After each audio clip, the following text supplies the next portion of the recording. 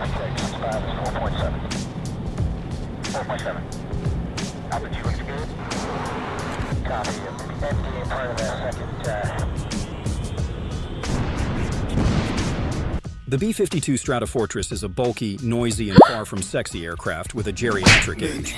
Affectionately nicknamed Buff, Big Ugly Fat. Fella. Well, you know, the last F stands for something different. This beast of the skies is set to celebrate a century of service, a feat unmatched by any other aircraft in history. How does an aircraft introduced during the Eisenhower administration still dominate the skies in an era of stealth fighters and drones? What makes this bomber so indispensable to modern warfare? Today, we'll go through the saga of the B-52, a workhorse that has outlived its peers and continues to evolve, ready to face the challenges of the 21st century and beyond. In the late 1940s, as the Cold War loomed on the horizon, the Pentagon recognized the need for a long-range strategic bomber capable of delivering nuclear payloads. This vision, born from the ashes of World War II, aimed to create an aircraft that could strike distant targets without relying on potentially vulnerable intermediate bases. Boeing, a leading aircraft manufacturer, took on the challenge, launching a project that would ultimately result in one of the most iconic bombers in history. The initial concept for the B-52 was quite different from the aircraft we know today. Early drafts included a straight-wing aircraft powered by turboprop engines. However, under the leadership of principal designers George Scherer, Ed Wells, and Holden Withington, the project embraced advancements in jet propulsion technology. This move led to the use of swept wings and jet engines, significantly improving the aircraft's performance in terms of speed and altitude. The design goals for the B-52 were ambitious. The bomber needed an exceptional range to reach targets across the globe without refueling, a substantial payload capacity for carrying a heavy bomb load, and the ability to operate at high altitudes to evade enemy defenses. These demands created considerable engineering challenges, particularly in aerodynamics, weight management, and structural integrity. Boeing faced various hurdles during development. A major obstacle was designing wings that could generate sufficient lift for the aircraft's considerable weight. The solution was to use swept wings, which provided improved aerodynamic efficiency and stability at high speeds. Additionally, integrating powerful yet reliable jet engines was crucial for achieving the desired performance. From the first design, the Model 462 in 1946, to the final B-52A variant in 1952, the B-52 underwent several design iterations and upgrades as the U.S. Air Force's requirements evolved. The initial concepts started with a larger structure resembling the B-29 and featuring 6 engines. These progressed through a proposed delta-wing hybrid to a more conventional swept-wing design with turboprop engines. Eventually, these explorations culminated in the YB-52 prototype, which took its maiden flight on April 15, 1952. This was a crucial moment, proving the aircraft's potential and validating the design choices made by the engineering team. Subsequent testing revealed areas for improvement, leading to modifications and enhancements that would be incorporated into the final production models. The engineers introduced a fighter-like bubble cockpit, similar to that of the B-47, resulting in the final version, the B-52A, which became the base of the B-52 we know today. Production quickly ramped up, spurred by the ongoing Korean War, and the aircraft was officially introduced to the U.S. Air Force in 1955. Just a quick moment before we unveil the rest. If you're new here, consider subscribing to this channel. Stay up to date and never miss out on the latest insights. From its introduction, the American bomber has transformed itself time and again to stay on top of the game. Between the mid-1950s and early 1960s, it evolved through 8 different versions, each one improving on the last. Why so many changes in such a short time? The answer lies in the plane's complex design and the numerous issues that needed addressing, along with Boeing's relentless effort to perfect it with each new iteration. The initial B-52A was primarily used for testing and training, quickly giving way to the B-52B, the first model to enter operational service. This version saw significant structural reinforcements and improvements in the engines and avionics. The B-52C followed, introducing larger fuel tanks to extend its range and enhancing its navigation systems. As the aircraft saw more action, further refinements led to the B-52D, which was adapted for both conventional and nuclear roles. It featured modifications to carry a larger conventional bomb load and enhanced electronic warfare systems. It became a key player during the Vietnam War. The B-52E kept the improvements going, especially with an upgraded bombing navigation system for greater precision. The B-52F introduced more powerful J57P-43W engines, which improved performance and reliability, along with a better fuel system for longer missions. The B-52G represented a significant leap in the series, with a redesigned wing that increased fuel capacity and a more efficient structure, reducing overall weight. The tail gunner's position was enclosed in a remote-controlled turret, and further avionics and electronic warfare upgrades were added. This paved the way for the B-52H, the current active version, which incorporated the most advanced technologies of the time. After witnessing the B-52's evolution through its numerous variants, let's take a closer look under the hood of the ultimate iteration, the H-1. And let's begin with its dimensions and weight, which are quite something. The aircraft stretches 159 feet 4 inches in length, has a wingspan of 185 feet, and stands 40 feet 8 inches tall. 8 Pratt & Whitney TF33P3-103 turbofan engines propel the bomber. While each engine is capable of generating up to 17,000 pounds of thrust in afterburner mode, for typical cruising flight, they operate at a lower thrust level for optimal fuel efficiency. This efficient use of fuel allows the B-52 to achieve a top speed of approximately 650 miles per hour. Despite its considerable size, the aircraft can operate at altitudes of up to 50,000 feet, providing a significant strategic advantage by enabling it to avoid many ground-based threats. Its fuel capacity is a critical feature. It can carry more than 312,000 pounds of fuel, granting it an unrefueled range of around 8,800 miles. This extensive range is crucial for strategic bombing missions that require the aircraft to fly halfway around the world and back. With the capability for aerial refueling, its range becomes virtually unlimited, further enhancing its operational flexibility. The payload capacity of the B-52 is equally remarkable. The bomber can carry up to 70,000 pounds of mixed ordnance, including bombs, mines, and missiles. This allows it to deliver a wide variety of munitions, from conventional bombs to nuclear weapons, making it a versatile platform for both strategic and tactical missions. The aircraft's bomb bays and external hardpoints can be configured to carry different types of weapons depending on the mission requirements.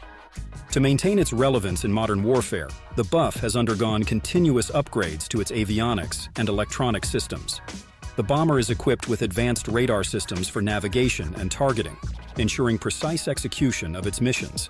An onboard electronic countermeasures suite safeguards the aircraft from enemy radar and missile threats, enhancing its survivability in hostile environments.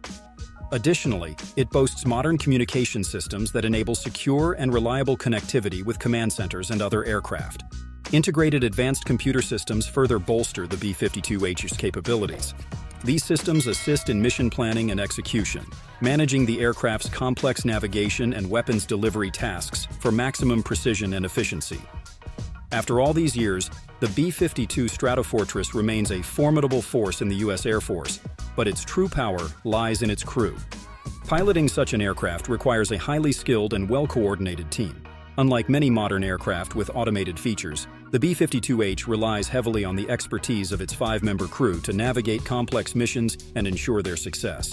Let's see who they are. The aircraft commander and pilot sit in the forward section of the aircraft, responsible for flying the plane and managing its systems. They work closely together, with the aircraft commander handling the primary controls and the pilot assisting with navigation, communication, and monitoring the aircraft's performance. Equally crucial is the role of the radar navigator. This individual is positioned behind the pilots, is in charge of targeting and weapon delivery, using advanced radar and navigation systems to guide the aircraft to its objective. Then, there's the navigator, also seated in the forward section, who assists with navigation and ensures the aircraft stays on course. Finally, the electronic warfare officer, located in the aft section, operates the electronic countermeasures to protect the aircraft from enemy radar and missile systems. Becoming a crew member is no easy feat. Their training is a rigorous and demanding process.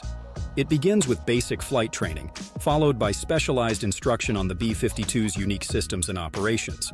Their life involves not only extensive training and preparation, but also the ability to handle significant challenges during missions.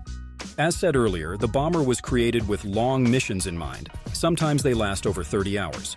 These extended flights require the crew to maintain high levels of concentration and alertness for long periods, which can be mentally and physically exhausting. Flying at high altitudes and through various weather conditions can be physically taxing. The crew must be prepared to handle turbulence, extreme temperatures, and other environmental factors that can impact both the aircraft and their own performance. Also, spending long hours in the confined space of the aircraft can lead to discomfort and physical strain. Despite its large dimensions, the B-52 is not exactly a luxury hotel. The entire crew is confined to the front section of the aircraft, divided between a cramped upper deck and a lower deck that lacks windows. Pilots take turns resting, with one often utilizing the only bunk available. The remaining crew members must get creative to find resting spots, often curling up on the floor or leaning against various parts of the interior. The poor working environment on board the bomber is so infamous that the House Armed Services Committee has called on the U.S. Air Force to address the issue. The House's version of the 2025 Defense Policy Bill aims to improve living accommodations aboard the bomber, and the Air Force Secretary has been asked to look into potential modifications to improve crew comfort and report back to lawmakers by February 1, 2025. Let's now look at the B-52's operational history. This bomber has been around for almost 70 years and has seen a lot of action. It has been used in many successful missions during its service life, so successful that it has gained well-deserved respect. But truth be told, there have also been some little problems, especially at the beginning. And well, maybe they were not so little. Let's see what happened. Shortly after it entered service in the 1960s, the nuclear tension of the Cold War reached unprecedented levels. The U.S. Air Force launched Operation Chrome Dome, an ambitious plan to constantly have a team of patrolling B-52s with nuclear weapons on board, ready to strike Soviet territory at a moment's notice. The bombers flew multiple routes over Alaska, Greenland, and the Mediterranean Sea with the assistance of aerial refueling. While the aircraft often succeeded in their missions, they came close to causing true nuclear catastrophes on more than one occasion. The first two incidents occurred in 1961. The first happened near Yuba City, California. An aircraft carrying nuclear bombs experienced severe structural failure, causing it to lose control and forcing the crew to abandon it. Two nuclear bombs were jettisoned from the aircraft and fell to the ground, but luckily did not detonate. The second incident occurred just 10 days later near Goldsboro, North Carolina. Again, the B-52 suffered severe structural failure, forcing the crew to eject. As the aircraft broke apart, the two nuclear bombs it was carrying were released. One bomb parachuted into a tree, preventing detonation, while the other fell freely, but remained unexploded thanks to safety mechanisms. Besides these two incidents on U.S. soil, there were also two major ones outside the U.S. One, known as the Palomares incident, happened in 1966 near the coast of Spain, when a B-52G collided with a KC-135 tanker during mid-air refueling, resulting in a catastrophic explosion that destroyed both aircraft. The KC-135's fuel ignited, killing everyone on board. The bomber was heavily damaged, forcing its crew to eject. 7 of the 11 crew members on the B-52 survived. The collision caused the aircraft to release its payload of 4 hydrogen bombs. 3 bombs fell on land near the village of Palomares, and 1 fell into the Mediterranean Sea. 2 of the bomb's high-explosive detonators detonated upon impact, causing non-nuclear explosions that spread plutonium contamination over a large area. These bombs did not undergo a nuclear detonation due to their safety mechanisms, but created a significant radiological hazard. The third bomb landed intact without its conventional explosives detonating, making it easier to recover without significant contamination. The fourth bomb fell into the Mediterranean Sea and was eventually recovered intact from the ocean floor after a lengthy search. Then, in 1968, there was the Thule Air Base B-52 crash in Greenland. The bomber encountered an in-flight emergency due to a cabin fire. The situation became untenable, and the aircraft commander ordered the crew to bail out. The crash resulted in the conventional explosives in the hydrogen bombs detonating, dispersing radioactive materials over a wide area. Although there was no nuclear detonation, the explosion spread plutonium and other radioactive substances, contaminating the ice and surrounding area. This last incident led to the closure of the Operation Chrome Dome program due to the dangers, expenses, and political costs involved. But fortunately, this was not the end of the B-52. The aircraft continued to play a crucial role in subsequent conflicts. The bomber saw extensive combat during the Vietnam War, although it did not fulfill its nuclear role. They conducted massive bombing raids against North Vietnamese targets. One of the most significant missions in the B-52's history is Operation Linebacker 2. In December 1972, President Nixon ordered a massive bombing campaign over North Vietnam to force the North Vietnamese government back to the negotiating table. Known as the Christmas bombing, this operation involved extensive use of these bombers to target industrial and military sites in Hanoi and Haiphong. Over 11 days, B-52s dropped thousands of tons of bombs, significantly damaging North Vietnam's infrastructure and leading to renewed peace talks. This mission demonstrated its overwhelming firepower and its strategic value in high-intensity conflicts.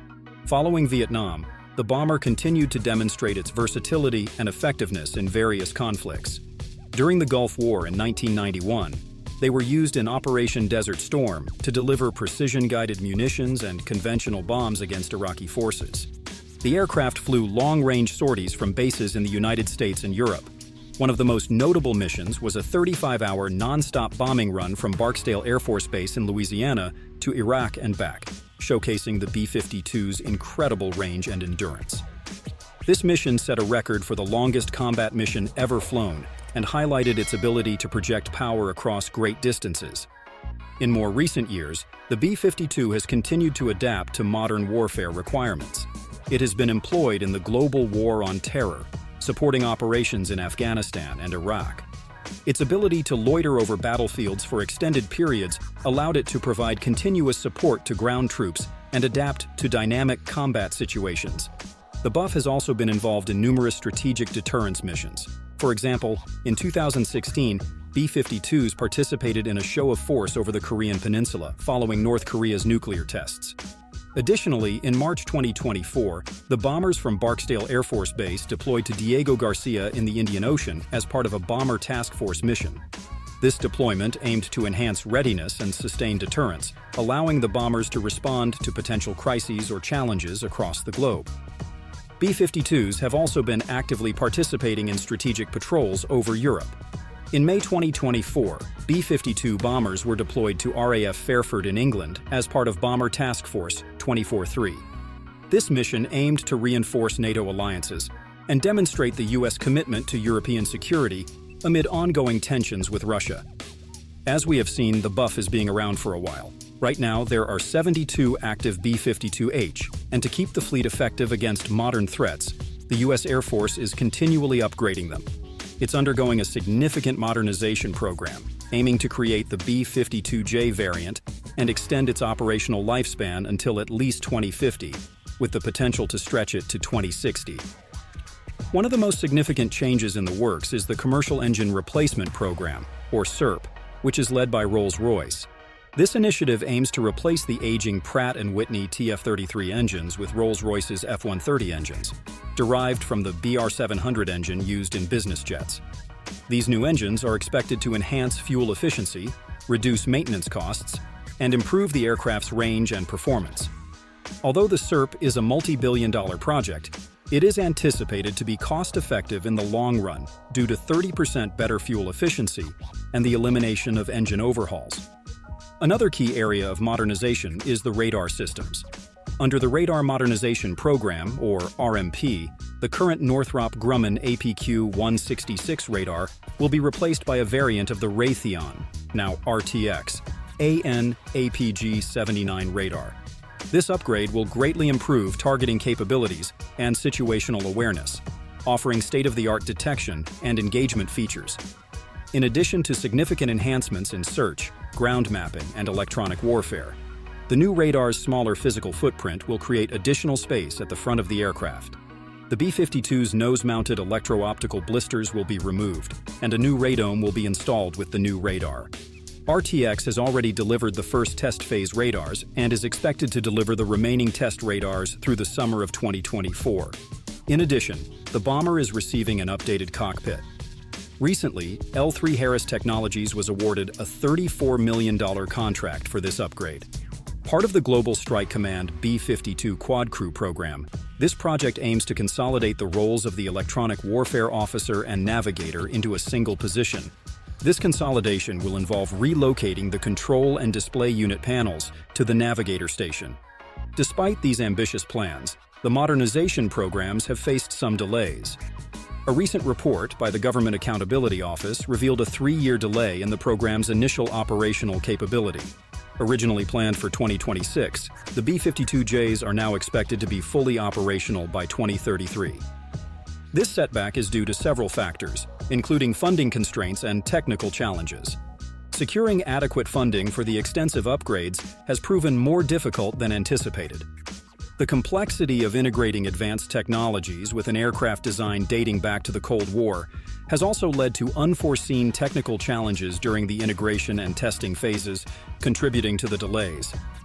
Thanks to all the upgrades we just went through, the BUF is expected to stay in service well into the 2050s.